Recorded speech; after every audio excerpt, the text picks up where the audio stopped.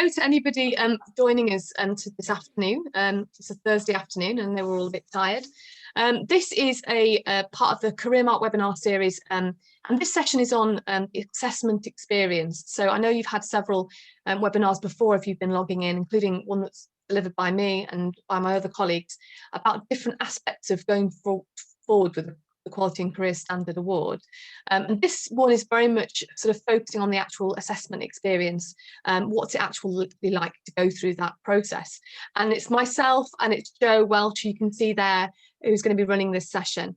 So I'm going to talk to you for about 15 minutes about one aspect of the assessment process or working towards the award, and then we're going to hear a little bit from a careers leader who's just recently gone through the award, and then Joe's going to speak to you for another sort of 15 minutes to talk about another aspect, and then we may hear back from that careers leader again at the end with just some feedback, and hopefully it'll be time at the end for you to ask some questions, because this is one you know, a webinar I think where there could be a bit of you know, a need for feedback or request for feedback. So the part of the assessment I'm focusing on, gone ahead too far there, is before the day. So if you think about working towards the Quality and Career Standard Award as being almost like a two-part process, you've got what you need to be doing in advance of the assessment day, and then what actually happens on the day itself.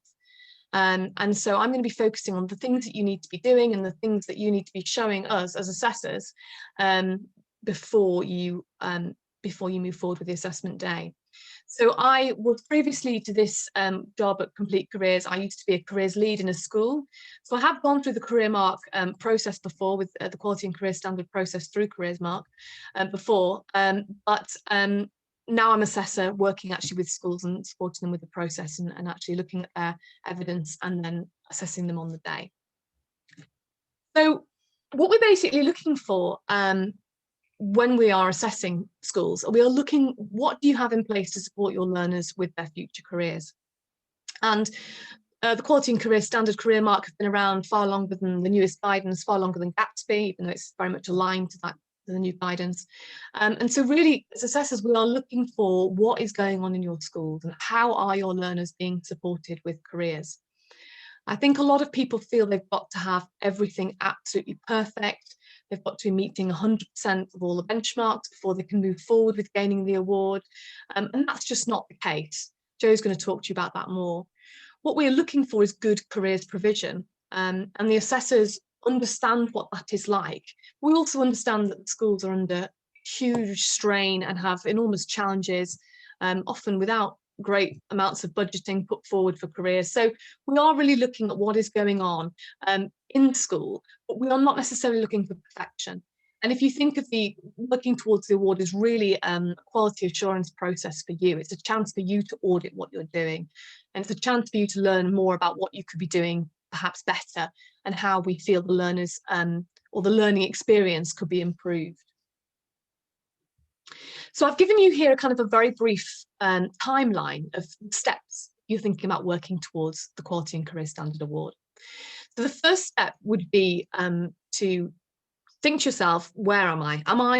Have I got quite good careers provision? Have I got things going on? Are learners achieving some of the things they need to be? How is their understanding? So you're informally assessing that. And if you feel that you could be ready, either in the next kind of academic year or sooner for working towards the award, then sign up for membership is your first decision. So you would decide obviously on an organisation you wanted to work for, but in the case of Complete Careers and CareerMark, you would sign up for membership so that you can access that part of our website. So that would involve you being able to then look at the advice and the guidance and gain support from the website on how to move forward with the process. So then you would start to complete your framework and collect evidence. And I'm going to be focusing quite a lot on the frameworks and what you need to be writing, but you would be starting to kind of complete that information. And I've put step 2 and step 3 separately, but at this point, if you feel as though you've got enough going, you could request an assessment. So you'd put an assessment request form in and ask to have an assessment date agreed. But when the assessment is worth, I think it's worth at this point having your evidence completed really before, or almost complete before you really fix on a date with the assessor. So I've got schools I'm working with at the moment, and they have pretty much got everything ready, and then therefore we're agreeing on a date for assessment.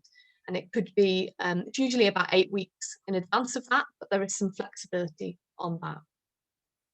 And then we move on to step 5, which is the assessment day. So within 8 weeks of having put your evidence forward, you would have your assessment day. And at the bottom of box 4 there, I've got advanced questions. And that is just because we will look at all the evidence in that 8-week period that the school has put forward. But very often, as an assessor, there may be things that we are still unclear of, or we feel we need a bit more information on. So you, for example, might reference something that's going on in the school, but we need a little bit more information about it. Or we might simply want clarity on something very, very obvious to you, but having looked at your evidence, it's not necessarily incredibly obvious to us.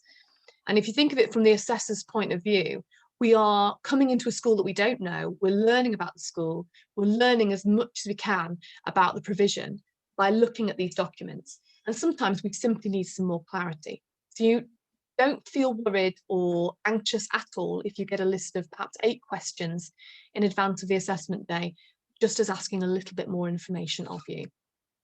So that is the basic timeline, and I'm going to now take you through that process.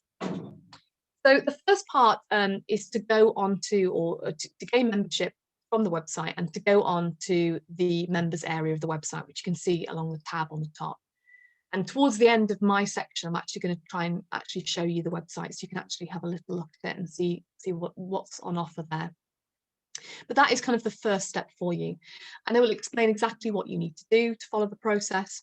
It will explain the outcomes of the assessment and give you an idea of what kind of support you can expect from us. I believe the process, and I know that my colleagues believe the process should be straightforward for schools. We should be empowering you to do this yourselves. And whereas you can access consultancy from us, absolutely, if you want, and gain more of our time for us to help you with the process. Ultimately, if you start it, you're likely to be able to complete it on your own. It is straightforward, and I think it's a really user-friendly process. And I would say there's absolutely loads of support on this section for you, but actually I think that's off-putting. It's not a case of there's loads and loads of documents for you to read. There's really quite a simple guide for you to follow, and then the frameworks for you to complete.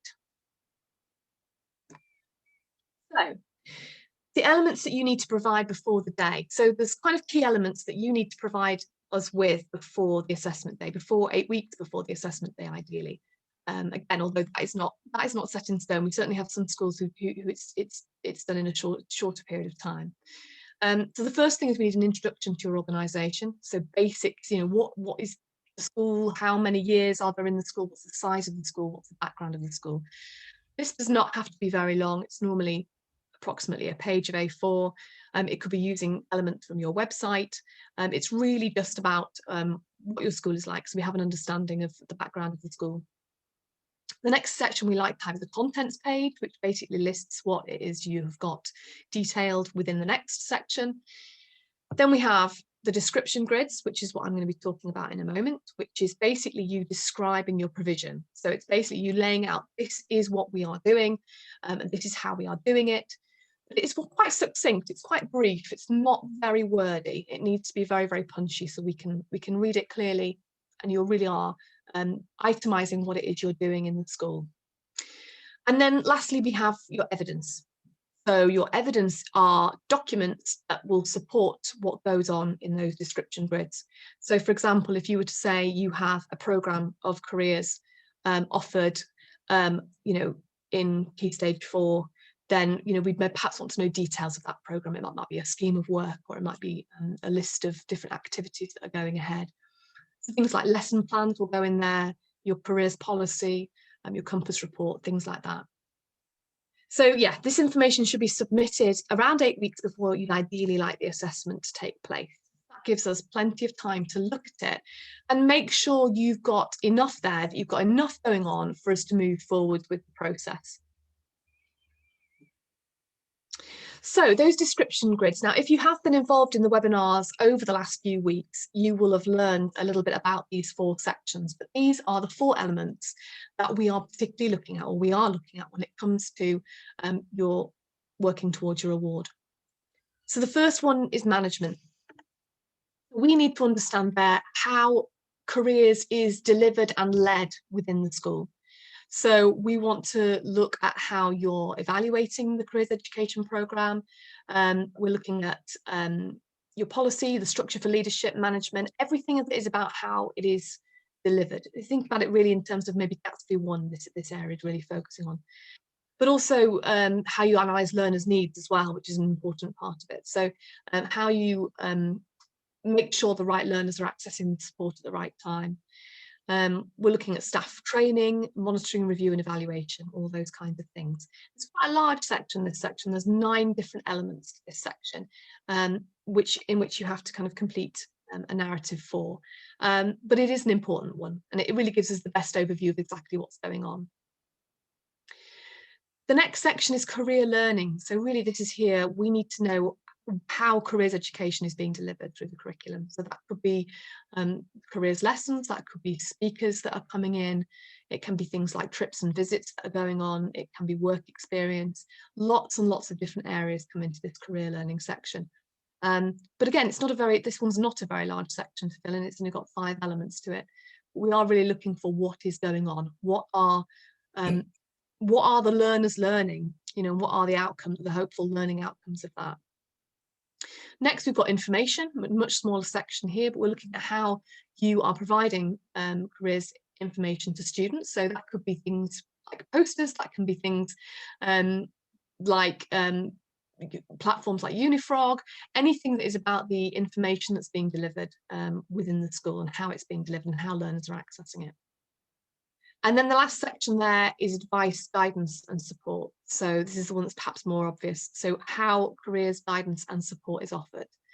And obviously, and I talked about this a couple of weeks ago on one of these webinars, that is about qualified careers advisors coming and delivering guidance, but it's also about other elements. It's about other members of staff who are supporting students, interviewing them, how the pastoral team is offering any guidance and support, how to some extent, although there's overlap with management, how student need is identified, how you have a triage process, for example, for guidance and how that works. So what I've done here, and I will try and go onto the website in a moment, is giving you an idea of what these description grids look like. So the one in the background that you can see there is the blank copy for you to fill in. So as you can see there, in each section, we've got a recommended limit of about 250 words in each section, and that's the management section. Now, there are 9 sections to that one, but the others, as I say, information is 2, are significantly smaller. So that is the grids, and they are what you need to be completing. It's not a huge amount of information. It's not a huge amount in terms of essays or a huge amount of written work, but it is got to be succinct and accurate. It is something that will take time to work on. Now, once you are a member and can access the members website, you can then access the guide which is in the foreground, and that is basically the guide to how you should complete those grids. So it's giving you examples there of the kinds of things that we are looking for, the kinds of things we want to hear about, and also it's very much looking here at the kind of evidence that you could provide, so giving you some examples of the sorts of things. So again, this is when I said to you that there's not a lot of support online. What is there is just very, very good quality. So what you're not going to do if you go for the Quality and Career Standards Award through CareerMark is be bombarded and overwhelmed with an excessive amount of supplementary documents or supportive documents for you to look at. Really, at this point, you've got the description grids that are blank that you need to complete, and then the guide to how to complete them in the foreground there. So those really are the 2 documents that you would spend time working on through the process. Okay. So then, just to talk to you a little about evidence now, it's worth saying that at this point, no longer are we submitting huge files unless you really, really want to. And when I was a careers leader going through the reaccreditation process, it was a case of having a huge file of information. And I actually remember driving it around to Complete Careers, this huge physical portfolio. It's very different now because it is all online. So what we would suggest is that either we set up a SharePoint or a OneDrive account, or you have one that you allow us to access, and all the information can be put on there. So particularly when you're thinking about all that evidence that you need to create, well, it's likely that you have a career section on your staff work drive or what have you. And much of that will be what you need to put up. You need to make sure it's clear where it fits in with the evidence, where it fits in with the framework, but actually it should be a lot simpler rather than printing off absolutely reams and reams of information, and obviously better for the environment as well. So I've just given some examples of that evidence there. So in that management section, we might like to know a management structure of the school. We'd want your careers policy, careers entitlement statement, stuff printed off your website, a departmental action plan if you have one. That's not something that every organisation does. Destination data, your compass report might go in there as well, or should go in there as well. Anything that is about how careers is managed basically in the school. If you think about careers learning, we're looking there for things like schemes of work, lesson plans, examples of cross-curricular links. So, I mean, this is something very, very difficult sometimes to demonstrate, I think, Gatsby for. But if you're thinking about perhaps a history teacher is doing a lesson on jobs of the past that has got a really good careers relevance, then, you know, we could have that in there as well. Things like that. Some of these things could be emails, you know, if you're making employer links or employers coming in to do speaking, it might be emails related to them, obviously considering GDPR. It could be assemblies, it could be a list of speakers, a speaker programme. On information, posters, newsletters, information regarding online platforms, anything that is emails to parents, anything that's information related is going to go in there. And then when it comes to advice, guidance and support, we're looking for sort of how you're tracking your learners, how are you making sure that they're all seen, who is administrating that, if anybody, how do referrals work? So again, you've got to consider GDPR, but sample email perhaps from the head of year 9 asking for a careers interview for one of the students. You know, you can blank out sections that you feel, are not appropriate for us to see, things like that, just to show that that sort of thing is going on. Guidance contracts with your careers advisor if you do have an external careers advisor, and ideally certificates to show the qualifications of any people you've got working in the school if they've got any relevant careers qualifications. Now, the guidance is no more than 50 pieces in total, which sounds enormous, and I always remember feeling very overwhelmed by that and thinking 50, but it's amazing. I mean, that is a maximum, and you can do less, far less if you need to, and I would suggest that you get to 30 very quickly, is what I can imagine from my time doing it. It's really quite easy to think, oh, I'll add that in, I'll add that in, I'll add that in. So yeah, you'd be surprised at how quickly you get near that total. So what I'm going to do now, and I'm aware that I'm kind of running out of time, so what I might do is go through this slide and then move on to Emma, and then show you the website at the very end. Actually, I think that might be better, but I just want to go through some sort of tips in terms of thinking about that advanced planning. So top tip is to meet with your careers team and make sure you have the right people supporting you. It can be just done by a careers leader or a careers advisor in the school. Somebody can be, moving forward the process alone. That was probably my experience of going through the process, but it's still worth having support from other people. And obviously you need to have the buy-in of people, potentially in the senior leadership team. So consider who is going to lead the process.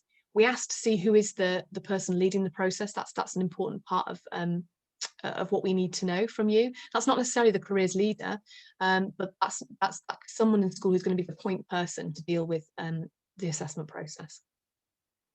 So I would say go through existing files and see what evidence you already have. Once you start looking at what you've actually already got, sometimes you can see actually where it's going, and actually things that you've completely forgotten that you did or forgotten that you've got are there. And that kind of brings me on to the next point, which is think creatively and expansively about what careers interventions you might have. So it's really important to think about lots of different things. A prefect or leadership opportunity that students have in school, enterprise activities going in with the business studies department, trips to things like theatres, they're always an experience of a workplace, visitors, anything that's going on, sixth form interviews if they're happening, pastoral support and to what extent they are preparing students for their next steps. It's not, obviously, careers cannot be held by one person or by one department, and I think this is a very good chance for you to actually branch out and see or think about what might be going on in other aspects of the school. And that brings me on to the next one, which is ask for support from colleagues, an email to the heads of department to say, does anybody know of any lessons that are being delivered in their department which have got good careers links or good career relevance? can be a great way of sort of finding more evidence and as I say, working towards that fourth Gatsby benchmark. And I'm not sure why that second to last one is missed out, but think about creating. It's not a spelling. It's when I say think about creating, it's basically this idea that when you're going through the auditing process and when you're going through the process of putting your information forward, you can create resources as you go along. Now, obviously we're looking at what has gone on in the school in the past, but if you think, I haven't got enough posters in this area, I haven't got cross-curriculum posters that would be good, well, then you can make them, you can create them. Probably worth noting that it's a recent addition to your careers offer at the school, that kids might not be familiar with them, although in the intervening 8 weeks they may very well be. But you can actually think about creating resources and making things. And ultimately, if the process means that you improve your provision before we even come in and give you feedback, then that's really positive. So yeah, think about creating resources basically, if that's what you need to do. And lastly, see this as an useful audit tool and important to your quality assurance process, because it is helpful for you. Being a careers contact in school can be quite a lonely job. And I remember always really welcoming my assessment day and the whole process, really, because it was a chance for me to talk to somebody else who really cared about careers and was really knowledgeable about careers. And it's a very supportive process. You're definitely not going to be caught out, and that's not the aim of it at any point. And Joe's going to talk to you a lot more about that. So is it okay now, hopefully, if Emma is happy to have a quick word with you? So Emma, I'll just introduce her, is a careers leader. Emma Gage is a careers leader, I believe. I know she's at Sir William Robertson Academy, which is just 2 miles behind me, down the road from me. And she has quite recently gone through the process. So she's just going to talk to you a little bit about that, if that's okay. Over to you, Emma. No, that's absolutely fine. So hi guys. So I am the career leader at Sir William Robertson Academy. I'm also a science teacher, so it's a TLR that I hold. I've been doing the role for about just over 3 years now, and I would say that the career mark aspect was always for the school to regain. It had it in 2012 and not since then, so it's been a long time since then. And I'd say a year ago I got involved with looking at exactly what I needed to do to achieve it. And then, I'm not going to lie, the first lockdown was incredibly helpful for me to collect all my information and have a really good idea, just like Jenny said, about what is going on and actually what gaps have I got. And I think that all the webinars and everything during the first lockdown were incredibly useful. So if you do have a chance to look at any of those, I know that like the Careers and Enterprise Company did a huge amounts, and they were very useful. The other thing I would give you as a top tip is I did my career leaders course and finished that, I want to say in April last year, so nearly a year ago now. And again, that gave me a really good idea about what evidence is required and how to collate it. Because at the end of that, you have a mini project basically, which I then doubled up and used some of that evidence. Now, what I would say also is I did make a folder. I brought it home with me today. I made a folder. It's not as thick as it might look. And what I did was I made myself a plastic wallet for every number. So I labeled it 1 to 50, and then I just filled it. And again, like Jenny said, it's very easy to think, oh, I could put that in. I need to put that in. But actually, as a whole picture, you're doing more than you probably think you are. If you are at the point of being able to think you've got too much, you actually need to be a bit more cutthroat and think what is going to meet one of those criteria. So using the grids were incredibly, the grade descriptors were very useful, and it made me a little bit aware of, actually, I don't need that. I can use that piece again. Also be aware that you can double up on pieces of evidence. Your policy, for example, your careers policy is going to be used numerous times. It's not just going to hit one criteria, it's going to hit many. So yeah, the first lockdown was really helpful. I'm not going to lie about that. That was for me to get it all together. And when we all got back in September, I thought I really want to give this a go before Christmas. I felt very ready. I felt that I had prepared myself, and I had lots of evidence collected. So about November time, I booked my day. What I will say to you is I was 3/4 of the way through my folder when I said, I think I'm about ready. And the reality is, the last quarter is going to be the worst bit, because there's a reason why you haven't done those bits and found that evidence. And I would say it took me twice as long as I thought to write the grade descriptors. And that isn't a negative, that's just me being honest of the process of, you've got to actually, it's got to meet that criteria and why you've put that piece of evidence in, and you can, and it needs to be quite precise. You don't want to dribble on about why it's there. You need to be quite precise and accurate of why. So that was sort of my process. And then we managed to get a date in January, and initially it was going to be students sat in one room in their bubbles and my assessor on Teams. But obviously with second lockdown, it went all online, and I'm sure I can talk about the day itself at the end. So that was sort of my prepping. It's sort of from November, and what I would say is, using Complete Careers and the whole process has been very painless. Great support. The website was fantastic. Use them as examples of what kind of evidence you need to use. They've not put them on there for no reason. They're there to help you, support you. It gave me great ideas of, oh, actually I'm doing that. Oh, I'll screenshot that off my website. I'll screen grab that picture there. I'll go and take a picture of that notice board. And it just gave me really good ideas of what needs to be in there. And then, so that it was all, I would say it was all very painless. Obviously the most painful part is collecting your evidence. However, once I'd done it, I was then given access to a shared area, which I then uploaded everything. And that was also quite useful, because then when we went into second lockdown, or third lockdown technically, on the day, one of my line manager for SLT and the head of sixth form were interviewed. And because we weren't all in the same place, I was then able to share that with them, so they could just have remind themselves of all the evidence that I'd submitted. So having it as a shared area, as a OneDrive, really useful. But very proudly, I've kept my folder. I liked it, as I'm a paper copy girl, and I liked it. And I always think that if somebody walked in, it's there. I've got it. I also know what I just need to amend every year, and I can just keep putting it in. And then I know that when we come to 2 years' time down the line, it's all there ready.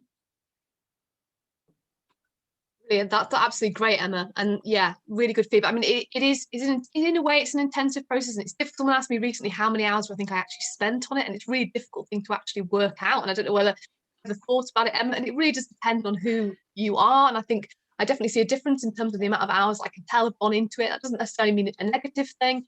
It's probably depends on how much of a perfectionist you are, like I say. But certainly once you get started, if you've got a bit of time allocation each week to give it, for example, or you've got a few days where you can actually, or a couple of days where you can actually set aside and just really focus on it, it's amazing how quickly it all comes together.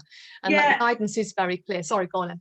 I was just going to say, actually, once you start and you get in the motion of it, I have a very supportive SLT, so they were very supportive of taking me off timetable at any point I needed, to have more than just an hour here or there, to have a block day, because it is much easier to sit and focus. But once you get in the role, I would say it was easy at that point. The last quarter was the tricky part, because I do believe that there's a reason why you've not already got that piece of evidence ready.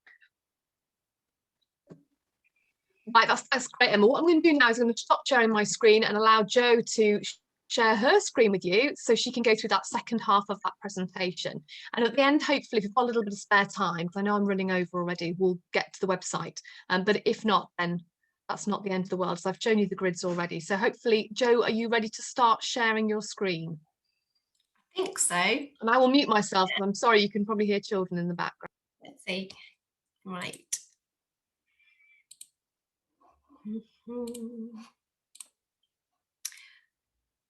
Okay. So can everyone, oopsie, go back. Can everyone see that okay? Yep, fabulous. Right. So as Jenny quite rightly said, I'm going to talk to you about kind of the, the assessment experience, but from the on the day perspective. So, kind of giving you a little bit of insight into kind of you know, what happens after you've gathered all your evidence, and sort of a few sort of tips and insights into sort of so you can prepare, you know, really, really well. So you can feel really, really prepared and really confident for, you know, your assessment day when that comes around. So, and Emma is going to speak again, I believe, on her sort of experiences of the assessment experience on the day. So that's fantastic. So just to kick off then, so really the primary purpose of the assessment day, it is all about the learners. Okay, so they are our main focus for the day. Yes, we will spend some time talking to the careers leader, maybe the SLT lead, the careers coordinator, you know, and perhaps, you know, if there's a vice principal with responsibility for careers or something like that, you know, obviously they can get involved, and we'll always allow time at the beginning of the day to speak to those kind of key members of staff. But primarily, you know, it's all about the learners, and the most important thing is, you know, those learner focus groups, because this is where we can you know, sort of round off the process of, you know, look, we've been through all your evidence, you know, we've got a really good understanding of kind of what the school is doing through your evidence, and now we want to make sure that it actually translates into career learning. So usually what your assessor will have done is put together a set of questions. Okay, now these questions are not designed to catch your learners out in any way. They're not designed to trip them up. They are designed solely so that your learners can share their experiences. So the questions will be all around encouraging your learners to talk about their knowledge that they've gained, to talk about, you know, all their experiences, help them reflect on those experiences, and hopefully everything that they say will be a reflection of your portfolio, of your evidence that you've uploaded, that you shared with us.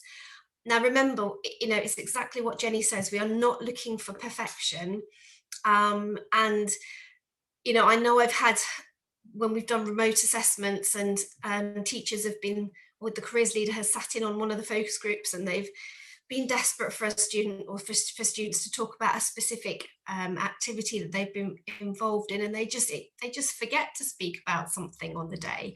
You know, we're not looking for perfection. We're just looking for that evidence from the learners that what you say you're doing actually is happening in practice. So that's all we're looking for. So, you know, specifically, the assessor is going to be looking for evidence of self-development, career exploration, and career management. So what that means is, you know, with self-development, it's all about, do your learners understand themselves? You know, have they got a good level of self-awareness so they're able to link their skills with, you know, career pathways, or, you know, generally to the world of work? Then career exploration is kind of all around, you know, your learners having an understanding of LMI, so labour market information. Are they able to use it and interpret it? You know, have they got a good awareness of kind of all of the post-16 and post-18 pathways? You know, are they beginning to understand what employers want so that they can recognise, you know, those essential skills, and, you know, sort of link those skills to careers? And then career management is all about, you know, are your learners beginning to think about their future and kind of what sorts of jobs might suit them? You know, are they developing some career aims? Are they linking those to subjects? You know, basically, how are you preparing them sort of for their next stage in their educational training, so that they've got the skills and knowledge to make, you know, really good, smooth transitions? So that's kind of very, you know, summing up of those three sort of criteria that the assessor will be looking for evidence of. So with the learner focus groups, I think sometimes, you know, learners can find the process of the focus groups a little bit kind of daunting. You know, the thought of it can be a little bit daunting or intimidating. So I think, you know, one of the things that you can do to kind of alleviate any concerns is give the learners some context around their assessment, you know, around the assessment, not their assessment. So, you know, why is the assessment day taking place? What is this quality award that the school is going for all about? You know, and the role that the learners play within that, so that you can, you know, you can set the scene for them so they really understand the context around what they're doing and why they're being involved, and also so they know what will happen on the day as well. Because, you know, the learners have never met us as assessors. We try to make, I think all of us are pretty nice people. We try to make the experiences as nice as possible for the learners. But, you know, I think to give them a really good briefing so that they feel comfortable and confident within the focus groups is going to make everything go much more smoothly. And then, you know, think about, this is something you will have done before the day, because you're not going to be getting the group of learners together on the day. But one thing you need to really consider is, does the group of learners accurately reflect their year group? So we don't want to be seeing all your high achieving students. We want to be seeing a group of students that's going to accurately reflect all of the year group. So we want a split of genders, we want a mixed ability group, and ideally we would like to see some students who have, you know, other characteristics. So possibly, you know, SEND, PP, and maybe EAL students in there as well. So, I mean, we don't want to see tons. We want to see a group of up to about 8 students, but they do need to accurately reflect the year group.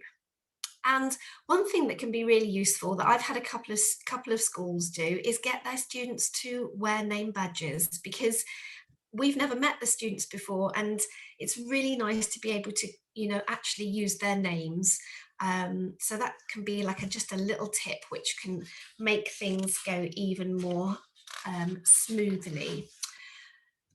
So on the day of the assessment, now some of these are kind of just really straightforward housekeeping things, but, you know, just making sure that nobody has kind of crept into the room that you've booked out for the day, and so you haven't got any nasty surprises, you know, making sure that the assessor has everything they need in the room. This is sort of speaking from, you know, an on-site perspective, if the assessment's happening on-site, you know, and just making sure that, thinking about things like your assessor actually might have travelled quite a long way. I've travelled up to about an hour and a half, 2 hours to get to schools, and, you know, just been offered a drink on arrival and things like that. It's just so welcome.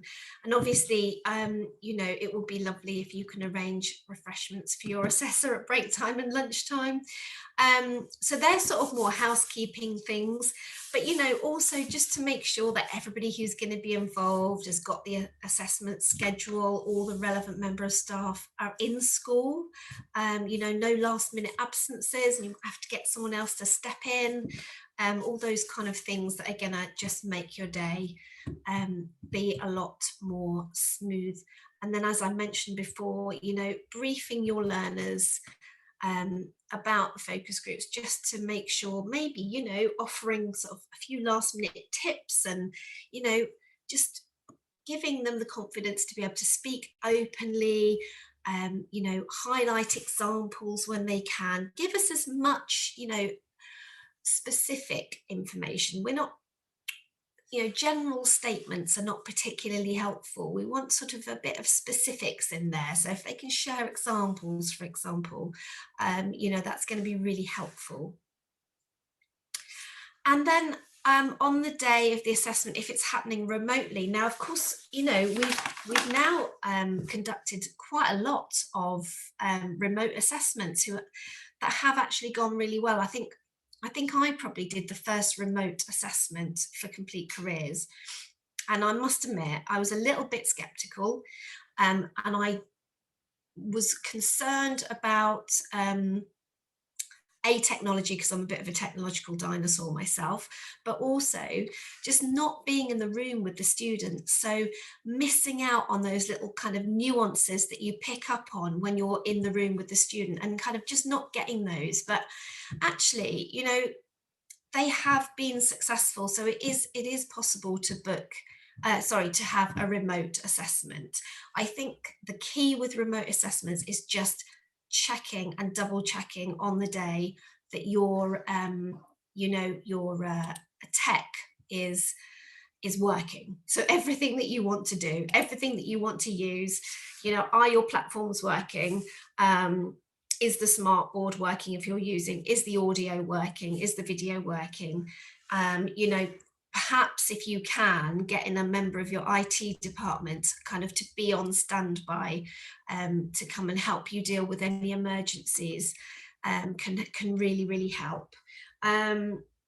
So, I think the trickiest bit, definitely from my experiences of doing the remote assessments, is the tech, and Wi-Fi signals unfortunately do dip out. There's nothing we can do about that. So it's kind of just being a little bit patient and just being aware that, sometimes the tech does let us down, and just not getting too panicky about that. It will be all right in the end, but be as prepared as you possibly can be.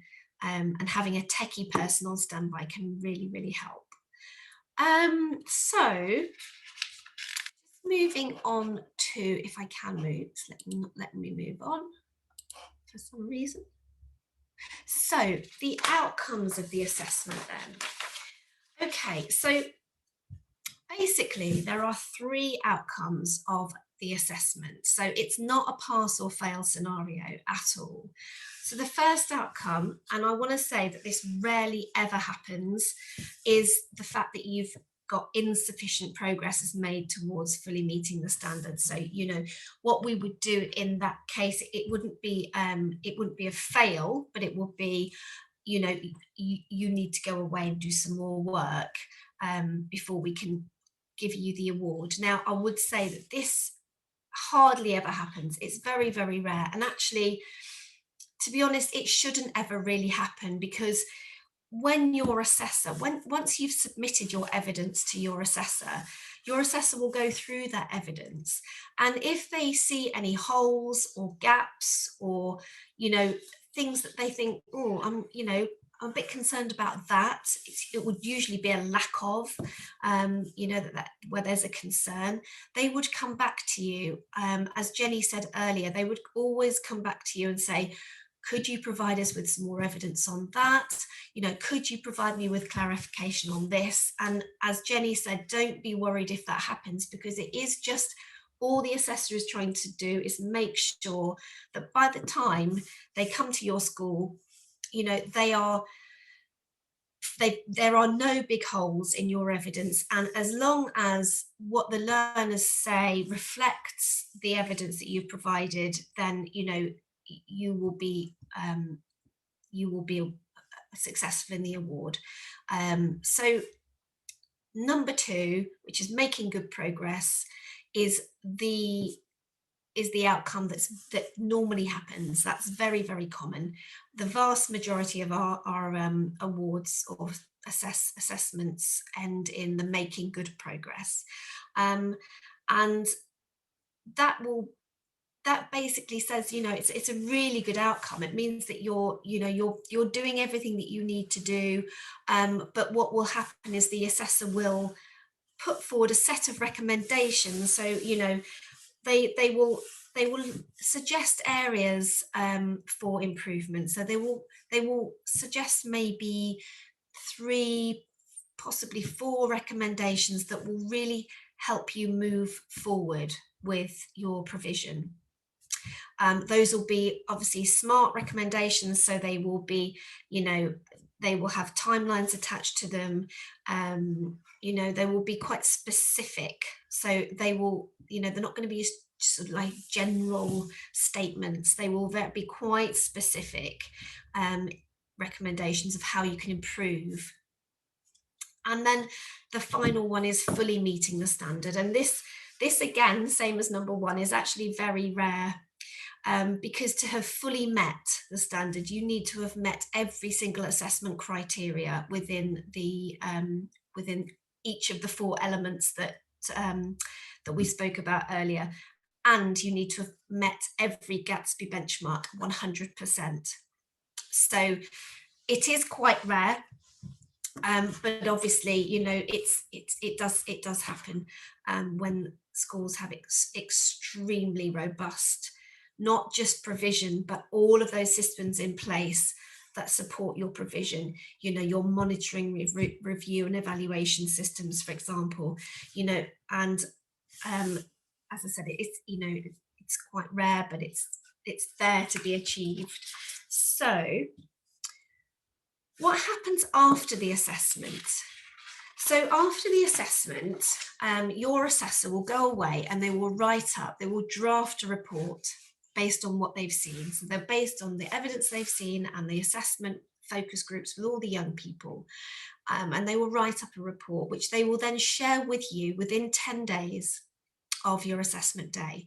So you'll have the opportunity to go through that report, you know, and anything that you think needs amending, or if you think, okay, well, I don't think the assessor's got that quite right, that's not quite accurate, you know, you could, any comments that you want to make, any amendments, you know, that can be done. And then once you've had a look at the report and you're happy with it, we will then submit the report to our external verifier. So obviously, as part of our quality assurance process, we have an external verifier who will look at all of our reports and, you know, provide comments and feedback on those. And, you know, we might, as a result of that feedback and comments, we might sort of change a couple of things. And then once, you know, the verifier is happy with the report and you've paid your invoice as a school as well, you'll then receive your covering letter with the verified copy of the report. You will get the quality and career mark and career mark logos for use, and branding guidelines so that you can use all of those logos on your school website, on any documentation that you use. You will get your quality and career standards certificate, and you will get your plaque, which will take about 4 weeks to make, and that is forwarded on to you as soon as it's available. And that is kind of sort of what happens on the day. I don't know whether I've missed anything. I mean, Jenny, please feel free to kind of chip in if you think I've missed anything. No. But I think really I'd like to hand over to Emma. Can I just say one thing, Joan? I don't think you missed this exactly, but it's just something you kind of said, and Emma might say this, is that, and actually someone just put this in the sort of thing in the chat as well, is that, you know, if we want to speak to all learners, which we normally would do, in advance, we'd create a schedule of what that day would look like. So, you know, working with your timetables, we'd ask you what your timetable is like, and we'd allocate learners to different sessions. But if we have year sevens, for example, we are not saying, can you remember when the RAF came in and did this talk? Or, you know, we're not asking for a lot. We're asking for things like how they've managed to transition into year seven. And again, maybe things like self-awareness or their understanding of stereotypes. We're not always checking that things have taken place. We are really actually asking them questions to understand where they are with their learning. So that's really the kind of questions we're asking. I think some people really worry when we say we're going to talk to year sevens. I think we haven't really done with much with year seven yet. You know, we're looking for things that they might be getting from other elements than just the careers curriculum. We're looking at their base level, what they're coming in at, which again is obviously not your responsibility. Particularly with those younger learners, really, please don't worry about that. We're not, with any of our questions, trying to catch you out. Is what I'm saying. No, not at all. I mean, if it's a first assessment, we will want to talk to every year group. Ideally, we need to talk to every year group. If it's a revalidation, so you've had your first assessment and then you're revalidated every 2 years. I don't know whether any of you are in that process, but if it's a revalidation, we probably wouldn't ask to see every year group. We just ask to see specific year groups who are perhaps, you know, going through specific areas of transition. So we might ask to see, you know, your year nines, so that we can talk about the whole options process and how well supported they felt throughout choosing their options. I mean, with the younger years, the sorts of things that we're going to be asking about is just questions to find out about their self-awareness. You know, are they beginning to understand themselves and their skills and their qualities and strengths and preferences and interests? And how do all of those things relate to the world of work? You know, and we don't expect them to have, you know, intricate plans about career pathways at all. It's all about, with those younger years, them getting an understanding of themselves. It's that self-awareness, which sometimes, you know, it can take quite a lot of work to sort of, you know, get students to really truly reflect on and become self-aware, reflect on themselves. But it's about reflecting on themselves and making those links to the world of work in terms of their, you know, their skills and qualities and preferences, and getting them to be self-aware. Does that kind of answer that question? I hope. Sorry, Emma. No, you're fine. No, it's all good. What I'd also say, based on that, with the selecting of students, is originally, obviously with different, my timetable had to change, and to do with, you know, logging into one group, and then we gave ourselves 5 minutes to log into the next. You know, the year 7s were only spoken to 15 minutes. My actual selection of year 7s probably could have talked for much longer. I had not met any of the year 7s that I'd been, you know, when they've come in, and we've only had them for a term, and then we go into lockdown. I had to ask head of years, you know, which year 7s could I ask? You know, from my point of view, because they were all at home, I had to check that they could log on, etc., which ones were attending online lessons, etc. So as much as I'd had an email chain with some of them, I've not met them, but they only spoke for 15 minutes, but actually they probably could have talked for a lot longer, because as we probably know, that the younger ones are much better at talking over online platforms. So yeah, so just to put it in time span, you know, 15 minutes is not long. It's like you've said, it's just to clarify what they know, you know, do they know what's going on, how is their transition? And from my point of view, again, because of COVID, in my introduction, I didn't say this earlier, I just put, and I made it in red, a very small paragraph about what I'd done during COVID and how I'd supported students differently to if we were in school. And that included year 7, because I was quite aware of their transition, but our head of year 7 and our Senko had done quite a lot, along with the TAs, of going into lots of our primary schools, etc. So actually their transition was different to normal, but they had a fantastic transition, our students, into our school, and they could talk about that. You know, that's the kind of thing that you need, you know, how was it, what did they do, what, you know, who did you meet first, all those kind of things. And so yeah, so it's very easy as you go through the year groups. Obviously assessors want to speak to them for longer, so the longest session was 45 minutes. And again, some people might think that's not very long, some might think it's not very, it's a short time. Actually it went very quickly, and the students, once they get in a role, they flowed with it. Yeah, so some of my groups were quite small, and again, because I was in no control of it, on the, you know, all remotely. As much as I tried to make sure they're all there, I couldn't always. You know, some of them forgot or what have you. So the reality is that some of my groups were smaller, but then other groups I had like 7. So it sort of varied. And then, so basically what happened was my assessor made a timetable and made it very clear that we could amend it depending on staffing, the day. And then obviously we completely changed it. And my assessment was actually over 2 days, just because of the timings of us both logging on and logging off. And if ever anything overran, you know, students couldn't wait outside the room for us or just come in or what have you. So it did take a bit longer. But from my point of view, it didn't matter, and it, you know, it was fully supported by SLT of me missing online lessons. My biggest thing would be that I didn't have, and I'm going to say as a teacher, I had no control of prepping the students as much as I'd like to have done, because it was all remote. It wasn't like we were in school. And before Christmas, I planned to see all the students. However, time just disappeared, and I thought, oh, it's okay. In January, I'll catch up with them, or I'll introduce what they're going to do. And of course that didn't happen. And so I, you know, as much as I think, oh, I wish I'd seen them, equally, what I did was I was online. From our policy, I recorded all of them. And then basically I turned my camera off, I turned my microphone off, and I either disappeared out my office, and I came back half an hour later, or I was doing something else with an earshot in, but they didn't think I was there. And from that point of view, they were really honest. And again, like you guys have said, this isn't about catching a school out. This is about checking what students knew or know, have learned. And it was really useful, I have to be honest, being half listening, because it really made me aware of the activities that they enjoyed, the activities they could remember, and activities I probably won't do again.